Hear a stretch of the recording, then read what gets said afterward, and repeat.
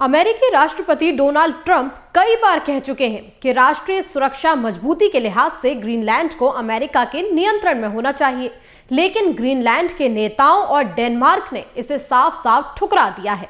इस पर यह पूरा विवाद क्या है और वास्तव में ग्रीनलैंड डेनमार्क का हिस्सा है या फिर अमेरिका का? क्या है इतिहास और ये ग्रीनलैंड अमेरिका के लिए जरूरी क्यों है? चलिए इतिहास से लेकर वर्तमान विवाद तक पूरी कहानी को समझते हैं। नमस्कार, आप देख रहे हैं जनतंत्र टीवी और मैं हूं आपके साथ कृति सिंह। अमेरिका के राष्ट्रपति डोनाल्ड ट्रंप बार बार कह रहे हैं कि अमेरिका को ग्रीनलैंड की जरूरत है और डेनमार्क उस द्वीप की सुरक्षा सही तरीके से नहीं कर सकता।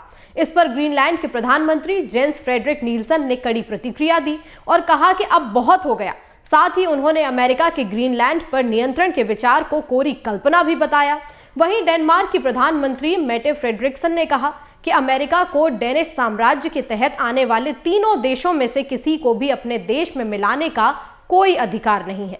ग्रीनलैंड की पहली महिला प्रधानमंत्री एलिका हैमंड का कहना है कि ट्रंप हमें किसी सामान की तरह देख रहे हैं जिसे खरीदा जा सकता है। इससे पहले जब 2019 में अपने पहले कार्यकाल के दौरान ट्रंप ने ग्रीनलैंड को खरीदने का प्रस्ताव रखा था, लेकिन उन्हें साफ जवाब मिला था कि ये बिकाऊ नहीं है। जनवरी 2025 में फिर से व्हाइट हाउस पहुंचने के बाद ट्रंप ने ग्रीनलैंड को लेकर अपनी रुचि दोबारा जताई और यहां तक कह दिया कि जरूरत पड़ी तो ताकत का इस्तेमाल करने से भी पीछे नहीं हटेंगे। ट्रंप के इस तेवर ने डेनमार्क को हैरान कर दिया है, जबकि डेनमार्क नाटो का सहयोगी है और अमेरिका से उसके रिश्ते काफी करीबी रहे हैं। ग्रीनलैंड को लेकर कुछ बड़े अमेरिकी नेताओं की यात्राएं भी विवाद की वजह बन रही हैं।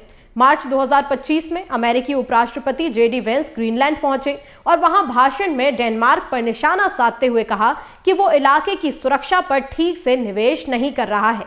अब 2025 के आखिर में अमेरिका के इरादों को लेकर एक नया विवाद खड़ा हो गया था, जब ट्रंप ने जेफ लैंड्री को ग्रीनलैंड के विशेष दूत नियुक्त कर दिया। लैंड्री ने खुले तौर पर ग्रीनलैंड को अमेरिका का हिस्सा बनाने की बात कही, जिससे तनाव और ज्यादा बढ़ गया।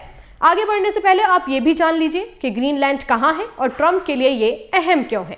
दरअसल ग्रीनलैंड दुनिया का सबसे बड़ा द्वीप है और ये आर्कटिक क्षेत्र में स्थित है। ये दुनिया के सबसे कम आबादी वाले इलाकों में से एक है। यहाँ करीब 57,000 लोग रहते हैं, जिनमें ज्यादातर स्थानीय इनुइट समुदाय से हैं और ग्रीनलैंड का लगभग 80% हिस्सा बर्फ से ढका हुआ है।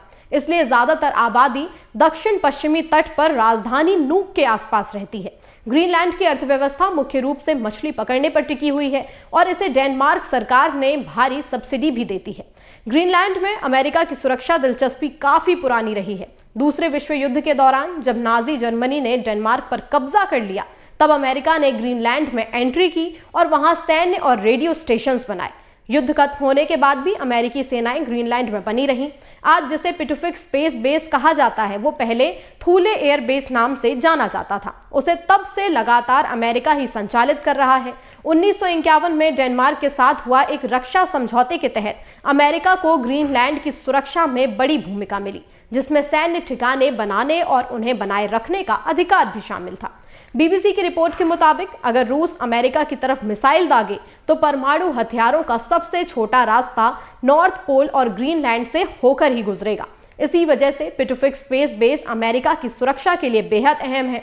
आर्कटिक सुरक्षा पर न्यूज़लेटर 66 डिग्री नॉर्थ के लेखक लुकास वार्डेन के मुताबिक अमेरिका कई बार कोशिश कर चुका है कि डेनमार्क को ग्रीनलैंड से बाहर कर दिया जाए और उसे अमेरिका का हिस्सा बना लिया जाए, या कम से कम उसकी सुरक्षा पूरी तरह से अमेरिका के हाथ में आ जाए। 1867 में रूस से अलास्का खरीदने के बाद अमेरिका के विदेश मंत्री विलियम एच सीवार्ड ने डेनमार्क से ग्रीनलैंड खरीदने की बातचीत शुरू की थी, लेकिन कोई समझौता नहीं हो पाया। फिर 1946 में अमेरिका ने $100 मिलियन, जो आज के हिसाब से करीब 1.2 अरब डॉलर होते हैं, वो देने की पेशकश की, लेकिन डेनमार्क सरकार ने इसे भी ठुकरा दिया।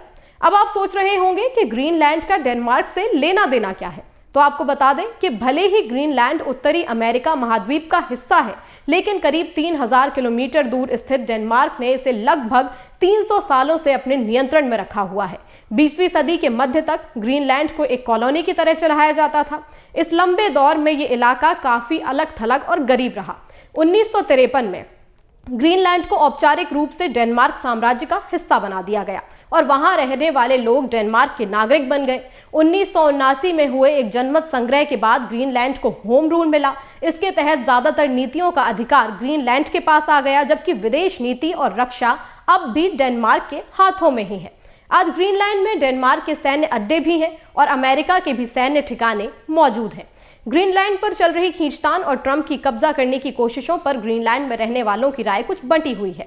2026 की शुरुआत में ट्रंप की धमकियों पर प्रतिक्रिया देते हुए ग्रीनलैंड के प्रधानमंत्री जेंस फ्रेडरिक्सन नील्सन ने साफ कहा कि अब और दबाव नहीं सहा जाएगा, अब और इशारे नहीं सहे जाएंगे और ग्रीनलैंड को अपने में मिलाने की कल्पनाएं भी नहीं हो सकती। हम बातचीत के लिए तो तैयार हैं, चर्चा के लिए तैयार है, लेकिन ये सब सही रास्ते से और अंतर्राष्ट्रीय कानून का सम्मान करते हुए होना चाहिए। बीबीसी की रिपोर्ट के मुताबिक लोगों का कहना है कि ग्रीनलैंड तो ग्रीनलैंड वालों का ही है, ट्रंप आ सकते हैं लेकिन बस उतना ही। रिपोर्ट्स बताती हैं कि ज्यादातर ग्रीनलैंड वासी डेनमार्क से आजादी के पक्ष में है, लेकिन भारी बहुमत अमेरिका का हिस्सा बनने के विचार को पूरी तरह से खारिज करता है। जब 2019 में ट्रंप ने पहली बार ग्रीनलैंड खरीदने की बात कही थी, तब भी स्थानीय लोगों ने इसका विरोध किया था। तो कुल मिलाकर ग्रीनलैंड सिर्फ बर्फ से ढका हुआ एक दूर दराज का द्वीप नहीं है, बल्कि वैश्विक ताकतों की नई जियोपॉलिटिक्स का एक अहम मोर्चा बन चुका है। एक तरफ अमेरिका है जो इसे अपनी सुरक्षा के लिए जरूरी बता रहा है, तो दूसरी तरफ है डेनमार्क और खुद ग्रीनलैंड के लोग हैं जो साफ कह रहे हैं कि ग्रीनलैंड कोई सौदा नहीं है। सवाल यही है कि क्या ट्रंप की ये जिद आने वाले समय में आर्कटिक इलाकों को नई टकराव की जमीन बना देगी? आपकी जो भी राय हो हमें कमेंट करके बताइए। साथ ही वीडियो को लाइक और शेयर जरूर करें।